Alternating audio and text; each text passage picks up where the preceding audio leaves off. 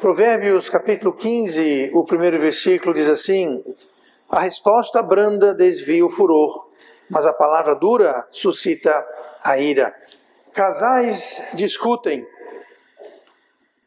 irmãos têm suas desavenças, filhos se desentendem com os pais, patrões e funcionários, enfim, sempre haverá disputas, sempre haverá problemas que podem fugir do controle se não tratados de forma correta e criar problemas.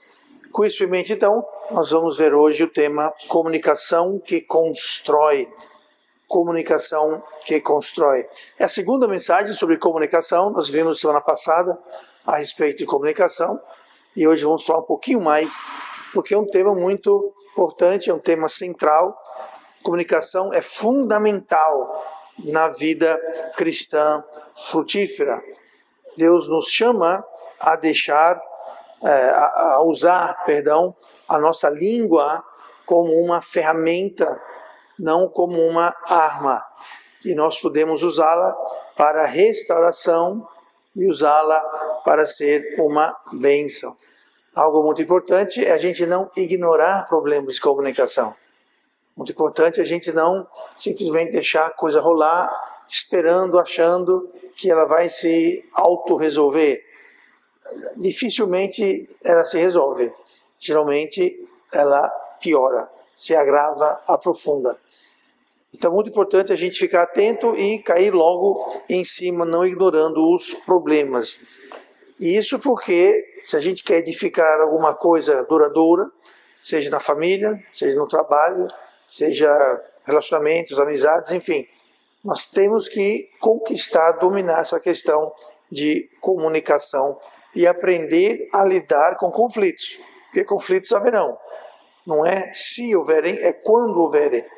E uma boa comunicação eficaz pode mitigar e abreviar os conflitos. Comunicação que não constrói, ela faz justamente o oposto. Ela destrói, ela prolonga e ela intensifica. Então nós vamos hoje falar sobre esse tema, comunicação que constrói. Eu quero primeiro olhar para Mateus capítulo 5, versículo 23, e eu vou dizer uma coisa só. A primeira coisa, depois eu vou dizer mais algumas coisas, mas eu vou começar dizendo essa coisa aqui, ó. Nós temos que aprender a enterrar os conflitos. A enterrar os conflitos. Mateus 5, 23 fala assim: portanto, se trouxeres a tua oferta ao altar, e aí te lembrares de que teu irmão tem alguma coisa contra ti, deixa ali diante do altar a tua oferta, e vai reconciliar-te primeiro com o teu irmão, e depois vem e apresenta a tua oferta. Então aqui nós vemos o seguinte, que a reconciliação, ou desarmar do conflito, a neutralização do conflito, não é algo opcional. É algo que, de fato, é um pré-requisito para a adoração e serviço a Deus. Aqui nós temos Jesus instruindo que se for para o altar fazer uma oferta, e aqui lembrando que o contexto aqui era o templo, onde as pessoas faziam ofertas periódicas. Então, você está lá fazendo o seu serviço a Deus, fazendo a sua oferta a Deus. Você tem alguma coisa, um conflito com o irmão? Deixa, resolve, aí vem e faça. Deus está dizendo, se não resolver, se tiver algum conflito em aberto, não vai ser aceito. Então, o pré-requisito para ter comunhão e serviço com Deus, poder adorar a Deus de verdade, é primeiro resolver os conflitos. Enterrar aquele conflito. Agora, note como aqui a iniciativa está conosco, no caso, com o ofertante. Jesus fala, se trouxeres a tua oferta. Então ele está falando, ele não está falando com alguém diretamente. Mas a ideia é essa, se você, se eu, se nós fomos para o altar trazer uma oferta, então diz aqui, e lembrares que o teu irmão tem alguma coisa contra ti. Ou seja, nós temos que tomar a iniciativa. Nós temos que fazer uma coisa a respeito. Não é ficar esperando. E o mais agravante aqui é o seguinte, é enterrar o conflito para resolvê-lo, mesmo sendo você, ou no caso eu, o ofensor. Olha o que fala aqui, ó. Vai reconciliar-te primeiro com o teu irmão. O 23. E aí te lembrares de que teu irmão tem alguma coisa contra ti. Ou seja, foi você que fez alguma coisa de errado. Não é você estar fazendo oferta e lembrar, estou lembrando agora, lembrei, o Micael, ele fez uma coisa errada contra mim, ele me ofendeu, nós tivemos uma discussão, eu vou lá falar com ele. Não. Eu fiz algo de errado contra o Micael. Eu errei. É o que diz aqui o texto. Que teu irmão tem alguma coisa contra ti. Ou seja, eu fiz alguma coisa. Então nós temos que tomar a iniciativa. Nós temos que reconhecer o nosso erro, a nossa ofensa. E nós temos que então tomar o primeiro passo. Mas por que não ele? Por que eu? Se ele tomar o primeiro passo, melhor para ele. E melhor para mim também. Então não é para ficar esperando o outro. Vamos dar o primeiro passo. Seja nós o ofensor ou a vítima, devemos sempre tomar a iniciativa. O ideal, e o que seria bonito, é os dois se encontrar no meio do caminho. Não seria bom isso? Mas não interessa. Mesmo que outra pessoa, sendo a vítima, e nós sendo os ofensores, ou vice-versa, sempre devemos estar tomando a iniciativa de enterrar aquele conflito e admitir a nossa culpa ou nossa parcela de culpa. Algo que você pode notar é que geralmente em conflitos nunca é só de um lado. Sempre tem um pouquinho de culpa dos dois lados. Em inglês tem um ditado, para dançar o tango precisa de duas pessoas. Né? Então, é você reconhecer a sua responsabilidade naquele conflito, e mesmo que a sua responsabilidade seja pouca, ou talvez nenhuma, tome a iniciativa para resolver. Um bom exemplo disso, a gente vê Jesus falando sobre essa questão de se resolver conflitos em Mateus 5, versículo 9, no Sermão do Monte. Bem-aventurado os pacificadores. O que é um pacificador? Alguém que traz paz. O que é conflito? O conflito é falta de paz. Então, um pacificador é alguém que resolve conflitos. Alguém que toma a iniciativa de resolver conflitos. Bem-aventurados os pacificadores, porque eles serão chamados filhos de Deus. Agora, então isso quer dizer o quê, pastor? Que para eu ser filho de Deus, ou seja, ser salvo, eu tenho que ser um pacificador? Não é isso que está dizendo. Esse filhos de Deus está falando sobre uma característica de Deus. Qual uma das muitas excelentes e maravilhosas características de Deus? Deus é um pacificador. O homem pecou contra Deus e Deus foi lá e trouxe paz onde não havia paz. Quem foi procurar o homem no jardim e o encontrou entre as árvores foi quem? Foi Deus. Adão e Eva não foram procurar Deus. Foi Deus que foi procurar Adão e Eva. Por quê? Porque ele veio trazer paz. Como é que ele fez a paz?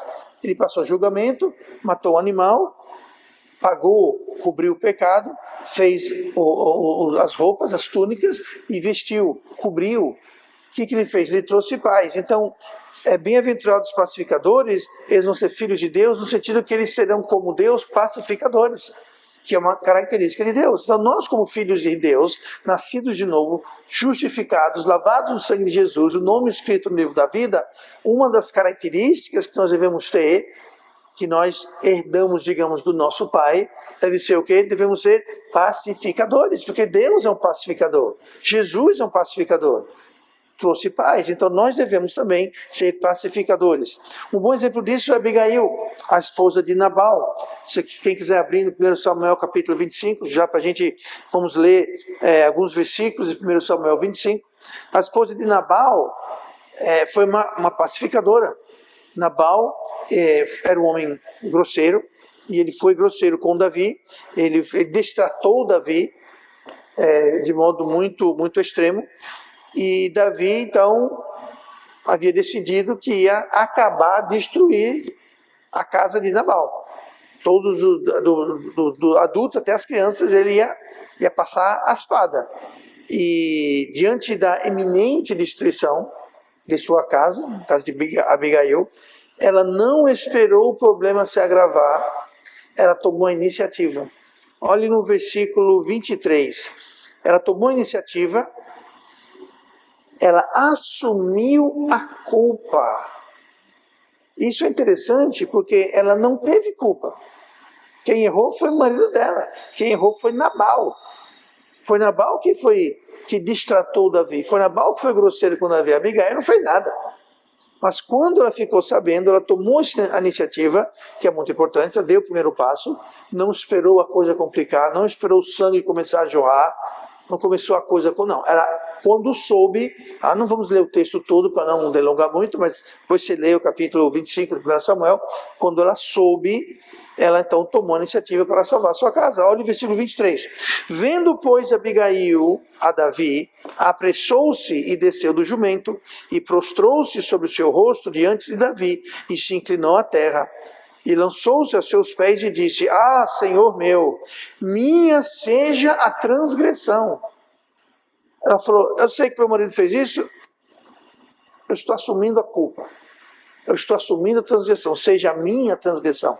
São palavras que não são um pouco estranhas para a gente e atitude completamente estrangeira.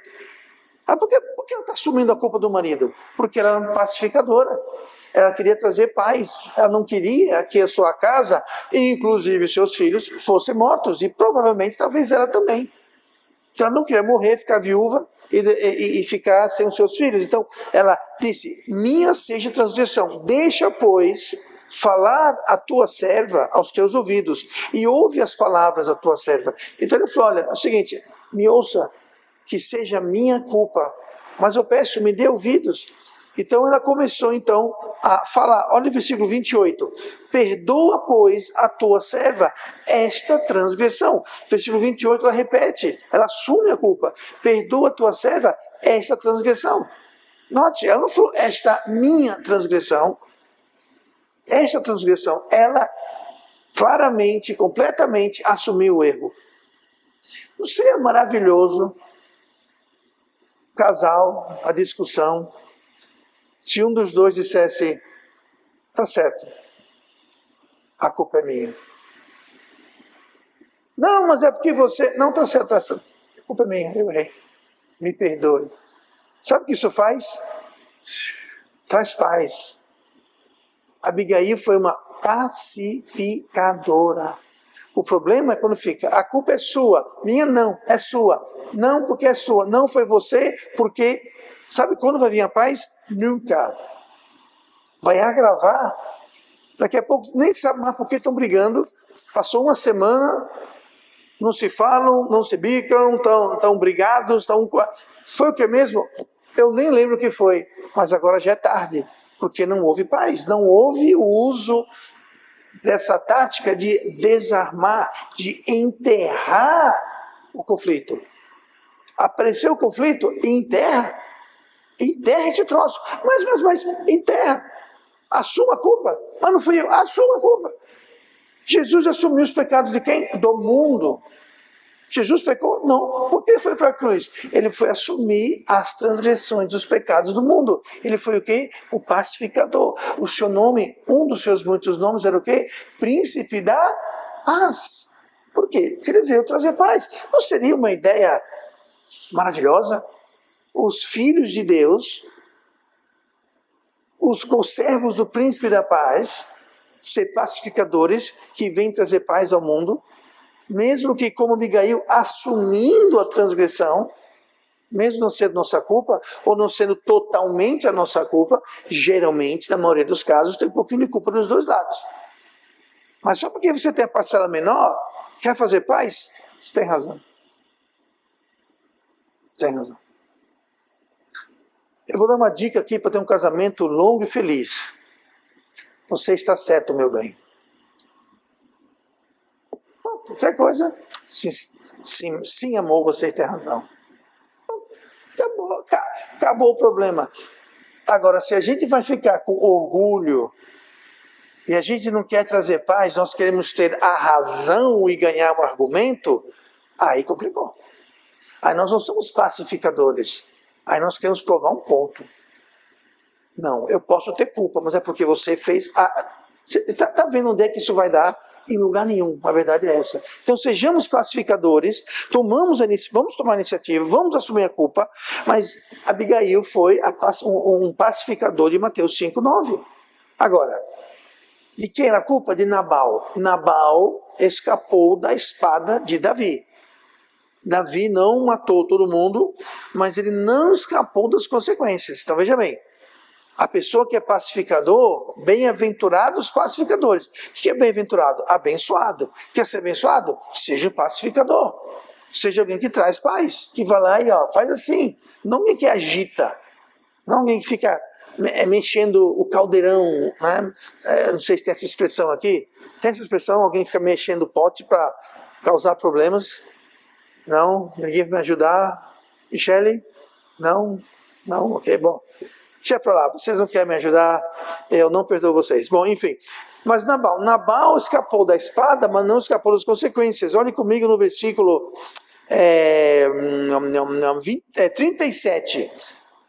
1 Samuel 25, 37. Sucedeu, pois, que pela manhã, estando Nabal já livre do vinho, ele tinha tomado umas, sua mulher lhe deu a entender aquelas coisas. E se amorteceu o seu coração, e ficou ele como pedra. E aconteceu o que? Passado quase 10 dias, feriu o Senhor a Nabal e ele morreu.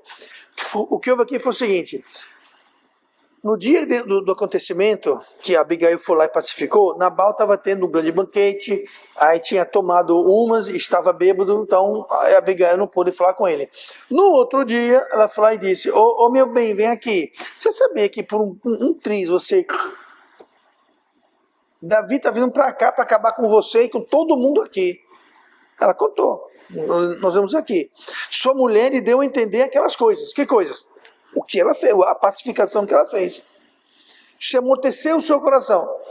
Eu não sou médico, eu não estava lá. Aqui para mim está descrevendo alguém que teve ou um infarto e um derrame, alguma coisa. Tá? O nosso diretor de assuntos médicos, você concorda, irmão doutor, que Nabal teve um infarto seguido de um AVC, alguma coisa? Vai ter que fazer exame, né? Pois é, fazer o exame. Ninguém fez exame. Mas o que foi que houve? Eu acho que ele teve um ataque cardíaco, teve alguma coisa. Ele ficou amortecido, a Bíblia fala. Ele ficou como morto, ou seja, ficou paralisado, ficou em coma, eu não sei. Agora o que eu sei é o seguinte: 10 dias depois, ou seja, escapou a espada, mas não escapou das consequências. Enquanto Abigail, a pacificadora, bem-aventurados pacificadores, olha no versículo 40. Vindo, pois, os criados de Davi a Abigail no Carmelo, no monte, lhe falaram dizendo: Davi nos tem mandado a ti, para te tomar por sua mulher. Opa! Romance, nice. O que aconteceu aqui? Quando Davi soube que Nabal tinha morrido, ele mandou buscar Abigail. Ele viu em Abigail uma mulher sábia, uma mulher pacificadora, e sabe uma característica muito importante de uma esposa? Esposas, seja uma pacificadora.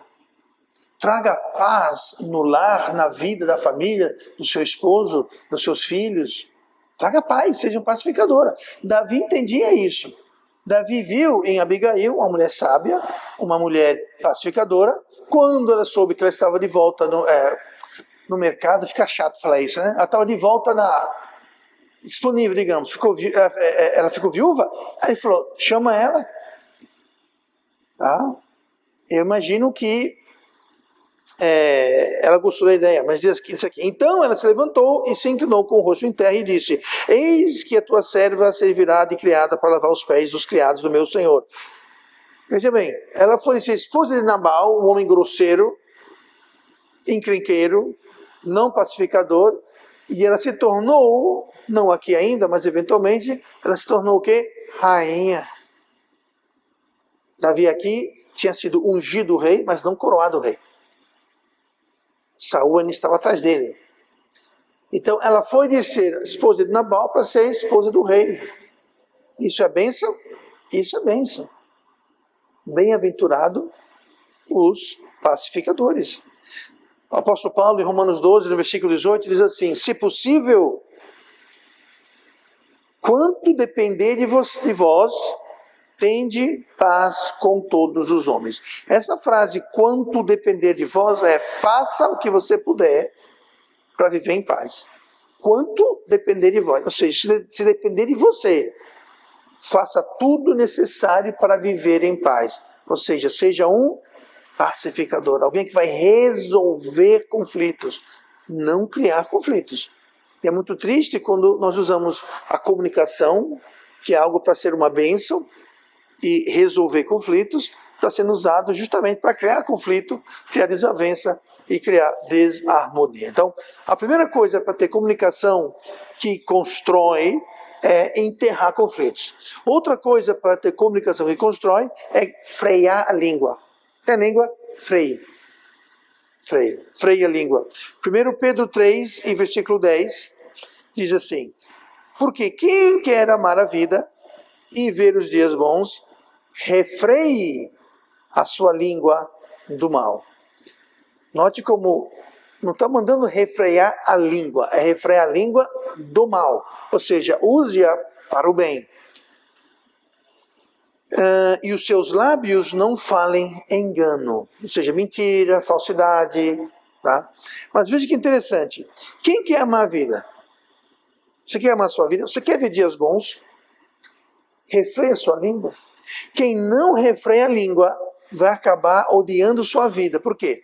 Vai ser conflito, em cima de conflito, em cima de conflito, em cima de conflito, em cima de conflito. Não vai ter paz. Vai ser um conflito em cima de outro. Ninguém ama essa vida. E ver os dias bons. Você quer ver dias bons? Refreia a língua. Se você não refrear sua língua, não aprender a controlar sua língua, você vai ver dias maus e maus e maus e maus. Você não vai amar sua vida, não vai ver dias bons. Por quê? Porque você não aprendeu a refrear a sua língua. Está dizendo aqui. Então, a língua, e nós vimos isso semana passada, é um membro pequeno, mas que tem um grande poder de destruição. Tiago 3, versículo 4. Vede também as naus que, sendo tão grandes e levadas de impetuosos ventos, se viram com um bem pequeno leme para onde quer que a vontade dele que os governa. Assim também a língua é um pequeno membro e gloria-se de grandes coisas. Vede com grande bosque um pequeno fogo incendeia. Então, se você não refrear a língua para o mal, se você não consegue refrear a língua para o mal, então refreia a língua, não fale. Não fale nada. Se não tem coisa boa para falar, nós vimos isso semana passada, que nossas palavras devem ser o quê? Temperadas para abençoar aqueles que ouvem. Tá? Se suas palavras não são temperadas, então, ó, se não tem coisa boa para falar, não fale, fique quieto. Tá? Então, refrear a língua. Agora, é interessante que quem escreveu isso, 1 Pedro 3, obviamente foi Pedro, e Pedro era um homem de palavras impetuosas. Ele é um homem que precisou ser transformado, precisou ser aprendido, moldado pelo Espírito Santo, para que a sua fala, a sua língua passasse a ser uma benção e não um tropeço. Que foi muitas vezes. Por exemplo, Jesus falou que ia para Jerusalém, ser preso e crucificado, e Pedro falou, não, de modo algum, Senhor. Aí ele ouviu o que de Jesus? Nada menos do que, para trás de mim, Satanás. Palavras pesadas. O que ele falou efetivamente foi, você está falando da boca de Satanás, para trás de mim. Pedro falou isso. Foi Pedro que negou Cristo 3 vezes antes que o galo cantasse. Foi Cristo, foi Pedro. Ou seja, a sua língua não estava refreada. Era uma língua impetuosa que causava muitos problemas. E notamos que depois que ele traiu Cristo, o galo cantou, ele foi e chorou amargamente. E pelo relato, até desistiu do ministério e voltou a ser pescador. Vou voltar para a minha vida antiga. E foi Cristo que os encontrou na praia e os rechamou de volta para o ministério. Então, frear a língua é a gente impedir um grande incêndio de conflitos e proporções. Tá? É a gente evitar aquela faísca. Nós lemos no Tiago, é um pequeno membro, é uma faísca. Mas uma pequena faísca pode ser o começo de um grande incêndio. Então, freie a língua, evite sequer aquela primeira faísca, para não criar um incêndio de amargura, de problemas e conflitos. Então vamos controlar a nossa língua e deixar que Deus a use. Filipenses 2, versículo 3, estamos falando sobre como ter comunicação que constrói. Primeira coisa, enterre conflito. Apareceu um conflito, cheiro de conflito, a fumaça do conflito, lá longe do conflito, enterre. Não deixe crescer, não ignore, enterre, resolva logo. Segunda coisa que temos que fazer é frear a língua, controlar a língua. Senão aquela faísca vai embora. E Filipenses 2:3, nada façais por contenda ou por vanglória, mas por humildade. Cada um considere os outros superiores a si mesmo. Então, nós temos que fazer o quê? Nós temos que refrear a língua, enterrar o conflito, e nós temos que deitar o ego. Como assim deitar o ego? O ego. Quando o ego está de pé, deita. Senta, deita. Porque deitar não faz nada. O ego está em pé, é orgulho. O nosso ego precisa estar sempre deitado, controlado. Você deitado não faz muita coisa. Você em pé, você pode fazer muita coisa. Sentado, você pode até fazer alguma coisa, mas deitado, você não vai fazer muita coisa deitado. E aqui o que nós temos que fazer? Nós temos que deitar o nosso ego. O orgulho é o combustível de todo conflito prolongado. O orgulho é o combustível. Se você tira o orgulho, Abigail, o que foi que ela fez? Essa transgressão é minha, perdoe a mim que ele fez. Isso foi o quê? Humildade. Orgulhoso era Nabal, e olha o que houve com ele. Então nós temos que deitar o nosso orgulho, deitar ele, desarmar o nosso orgulho, porque todo conflito prolongado é isso. Diz a irmã Simone que dizia o pai dela assim: 2 bicudos não se bicam. Eu não sei direito de onde veio isso, eu não sei se é original ou se é alguma coisa que todo mundo sabe, menos eu sabia, mas é verdade. Você tem 2 pessoas orgulhosas, acabou, não vai enterrar conflito nunca, jamais. Você vai sim ter conflito prolongado mais e mais e mais. Então deitar o ego é uma decisão voluntária. É voluntária, é uma decisão. Nós precisamos decidir. Tá? E é abrir mão do direito de estar certo. Você, como eu disse, você pode até estar com a razão, mas você quer desarmar, enterrar o conflito, deitar o ego, ou você quer estar com a razão? Não, mas eu estou com a razão. Bom, se você quer estar com a razão, aí é orgulho. Aí é o ego. Aí você não quer refrear sua língua, você não quer enterrar o conflito, você não quer deitar o ego.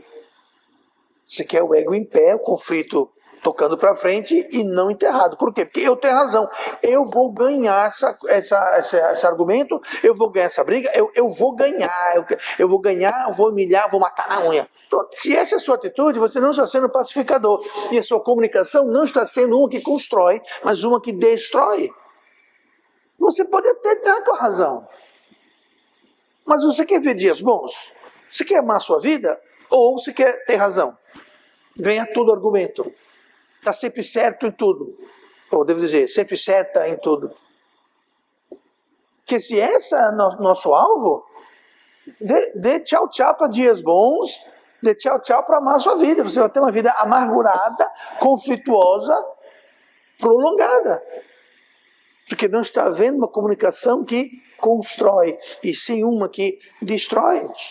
Deitar o ego é você decidir em prol da preservação do relacionamento, seja ele matrimonial, no casamento, no trabalho, na família, interrelacional, seja o que for. Seja o que for. Você está disposto em função, a favor do relacionamento, que seja a você falando, não, tudo bem, eu vou deixar passar. Alguns relacionamentos, por exemplo, casamento. Casamento, eu já falei, casamento é uma coisa maravilhosa, mas só tem uma saída, um no caixão. Certo? Qualquer outra saída é uma saída que não tem aprovação de Deus. Então é uma coisa muito séria. Mas uma coisa que não é para a vida inteira. Um trabalho, por exemplo. Você tem um emprego, tem um patrão, você é funcionário. Você está em constante conflito. Enquanto você puder, procure ter paz com todos. Mas se chegar um ponto que a coisa está ficando complicada, você não está tendo dias bons e nem amando a sua situação, de repente seu patrão está te explorando, por exemplo, faz você trabalhar 2, 3 horas, não paga hora extra, enfim, não sei. Você pode até, tá. Mas se vê que não está dando certo, num contexto de patrão-empregador, você pode falar, olha, para mim não dá mais. E tudo bem. Ou vice-versa. Você tem um funcionário que fica cometendo erro, você, não, tá, tudo bem. Aí chega uma hora que você fala, não, realmente, olha, foi bom, maravilha, mas não está dando mais, cada um vai para o seu caminho, e tudo bem. No casamento não é tão simples. Sabe o que é, meu bem? É quem está dando mais, então, você vive sua vida, vive a minha. Não existe isso no casamento. Tá? Então, no casamento, você tem que ter muito cuidado. Eu digo isso para casais, quando eu falo com casais, eu digo, olha, num casamento, para evitar conflito, alguém tem que ceder. É o que estamos falando aqui. Tá? Alguém tem que ceder. O problema é quando só um que cede. O tempo todo, em tudo, é só um que cede. Aí tem um problema. É um problema. Porque não deve ser... Agora, veja bem, não deve ter conflito quando é uma questão que Deus já resolveu. Vou dar um exemplo. Alô, pastor? Oi, diga. Sabe o que é? É que a minha esposa, estamos tendo um conflito. Qual conflito? Eu quero ir para a igreja e ela não. Sempre é ela que não quer ir para a igreja. Ela não quer ir para a igreja. Mas, gente, que conflito? Não tem que ter conflito. Deus já resolveu. É para ir para a igreja. Não tem essa de discutir. Conflito. Não tem. Tem que ir para a igreja e acabou. Então tem coisa que não é para ter conflito. Porque Deus já resolveu. Agora, tem coisa que não é uma coisa que está na Bíblia que é necessariamente nem certo ou errado. Entendeu? Por exemplo, eu quero pintar a parede azul e a esposa quer pintar de verde. O que a Bíblia fala, pastor? A Bíblia não fala nada. E aí, pastor, quem está certo ou errado? Eu falei, se resolvam aí, vocês se entendam. Vejam aí, não tem certo ou errado. A semana que vem, não, aqui a cor vai pintar o chão. Não sei o que vai pintar o chão, mas eu quero uma cor, ela quer outra. Aí, de novo, a vontade dela. Sempre a vontade dela. Aí, semana que vem, eu vou comprar a cadeira. Que cor vai ser a cadeira? Conflito. É a cor que ela quer. Por que sempre a cor de um? A cor da esposa? Tá entendendo? Então, você tem que ter cuidado para não ficar só uma pessoa cedendo o tempo todo. Mais uma vez, se é uma coisa que Deus já definiu como certo e errado, então não tem que discutir nada. Vamos para a igreja? Vamos fazer...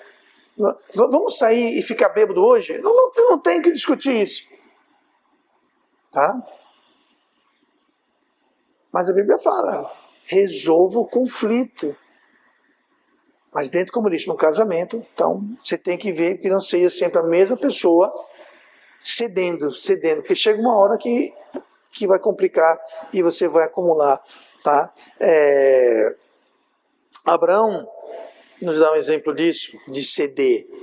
Surgiu uma contenda entre os pastores dele e o do seu sobrinho Ló, e estavam brigando lá, porque estava muito grande os rebanhos, né? E Abraão basicamente abriu mão da escolha, ele era o tio, era o mais velho, tinha rebanhos maiores, ele podia ter falado, não, eu vou escolher primeiro, e o que eu não escolher, fica com você. Abraão falou, não, faz o seguinte, sobrinho, você escolha, você quer ir para lá, eu vou para cá, você quer ir para cá, eu vou para lá, pronto, escolha você. Gênesis 13, 8. E disse Abraão a Ló, ora, não haja contenda entre mim e ti, e entre os meus pastores e os teus pastores, porque somos irmãos. Não está toda a terra diante de ti, eia, pois, aparta-te de mim, e se escolheres a esquerda, irei para a direita, e se a direita escolheres, eu irei para a esquerda. Falou, não haja contenda. Essa deve ser a nossa atitude. Não haja contenda. Só, mais uma vez, frisando. Ele era o mais velho, provavelmente, certamente, tinha os rebanhos maiores. Era o tio dele, ele poderia ter a primeira escolha. Ele falou, não, escolha você. O que ele fez? Abriu mão, deitou o ego. Ô, Ló, seu pirralho, tá pensando o quê? Eu sou o seu tio, e tem mais. Eu sou o seu tio, mas eu tenho sido um pai para você. Você lê a história, de fato, Ló era como um filho para Abraão. O pai de Ló, o irmão de Abraão, morreu cedo, Ló era novo, então Ló foi criado como um filho, era o sobrinho, mas foi criado como um filho. Então ele tinha todo o direito de escolher primeiro, mas abriu mão para evitar, como ele disse, evitar conflitos. Então um ego descontrolado só vai gerar problemas, só vai gerar contendas. E o ego aqui entra também, claro, a questão do egoísmo e a questão do orgulho. E o orgulho é uma sementeira de problemas. Provérbios 13, versículo 10, da soberba só provém a contenda. Então, se você é orgulhoso, vai ter contenda. Contenda é conflito, confusão, briga. Mas com os que se aconselham se acha sabedoria. Interessante que aqui ele fala sobre soberba, só ter contenda. O que o soberbo não faz? Mas, o que o mais faz? Traz o oposto. Então ele fala, o soberbo só vai ver contenda, mas, ou seja, o oposto, com os que se aconselham se acha sabedoria. Você deve se aconselhar, obviamente, com alguém que tem sabedoria. Isso é óbvio, né?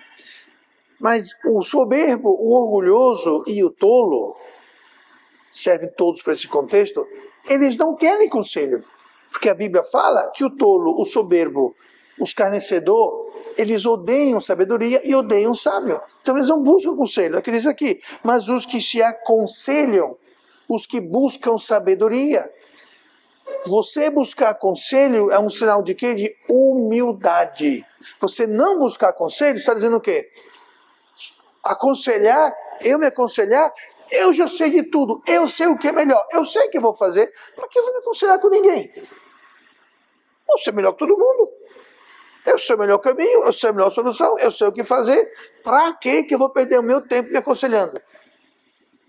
Se eu sou o sábio, eu sou o bom, então não se aconselha. Tá? Mas o sábio é sábio porque se aconselha. Enfim, quem resiste aos soberbos é Deus. Deus resiste aos egoístas. Note, egoísmo e orgulho são dois lados da mesma moeda. Lá em Tiago 4,6 fala que Deus, Deus, dá maior graça. Portanto diz, Deus resiste aos soberbos, mas dá graça aos humildes. Eu não sei contar você, mas eu não quero Deus me resistir. Não. Essa palavra resistir dá essa imagem assim, tá? É você querendo ir e Deus fazendo assim, está resistindo você, está te segurando. Se você pudesse desenhar, pegar uma imagem dessa frase, Deus resiste soberbo, é justamente essa. É alguém que está indo, tentando nessa direção, e Deus está aqui, assim, ó. Assim não, está assim, ó, com o dedinho. Deus não tem que fazer muita força, porque Deus é todo poderoso. E se eu tenho todo poderoso me resistindo, eu não vou para lugar nenhum. Tá? Então não seja soberbo, não seja orgulhoso, não seja egoísta, não queira ganhar os argumentos, não queira você está certo tudo e sempre, você tem a palavra final em tudo. Por quê? Porque isso é egoísmo, é soberba, e você não vai ter paz, você não vai ver dias bons, não vai amar a sua vida, e Deus vai resistir você. Aí você pode tentar fazer o que você quiser com suas forças, você pode tentar... Em vão vigia a sentinela. De nada adianta você acordar cedo de manhã, comer o pão que já amassou, fazer todo... Se Deus não vigiar, se Deus não edificar a obra, se Deus está te resistindo, não adianta você fazer nada. Você simplesmente não vai para frente. Não vai prosperar. E por prosperar, eu não estou falando dinheiro, tá? Também, mas não é só dinheiro. você não vai para frente, Deus está resistindo você. Tá? Deus resiste aos soberbos. Pergunte a Ló. O que Ló deveria ter feito é falar, não. Tio Abraão, você escolha. Seus rebanhos são os maiores, você me criou como um filho, toma conta de mim. Não.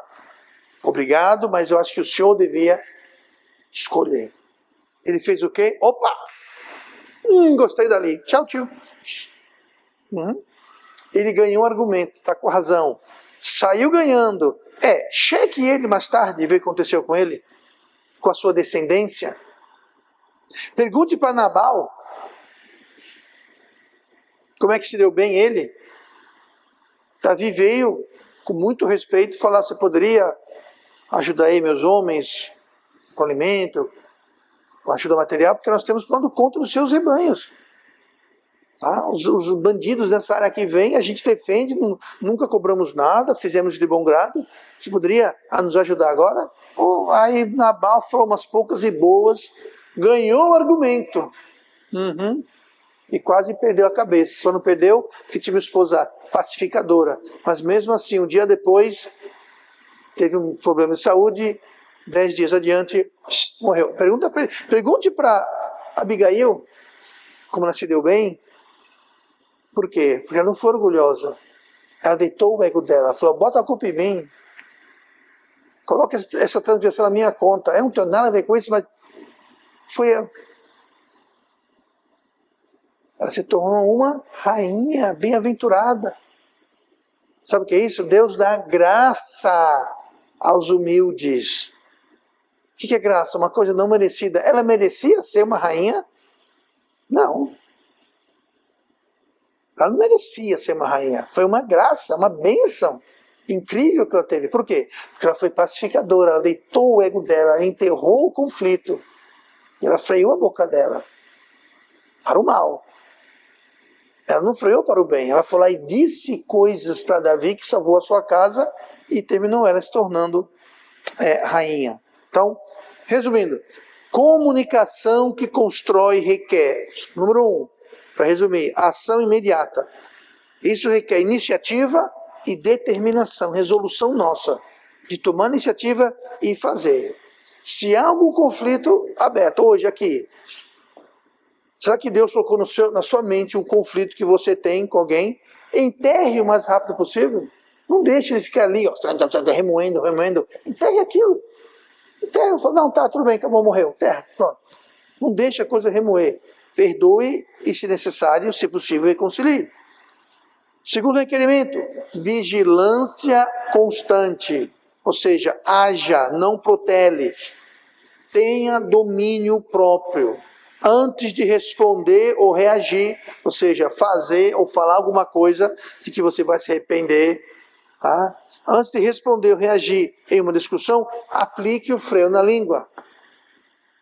Já tenha o autocontrole, já tenha o domínio próprio de não querer falar a primeira coisa que vem na sua cabeça, não. Então já vá constantemente preparado, em vigilância o tempo todo. Você nunca sabe quando vai acontecer alguma situação que vai despertar, quando aquela faísca vai surgir. Lembrando que uma pequena faísca incendeia grandes incêndios. E tenha humildade. Tenha humildade, união, queira manter a união com humildade, deitando o seu ego e priorizando a paz, priorizando acabar com o conflito com o seu irmão, ou esposa, ou seja lá o que for.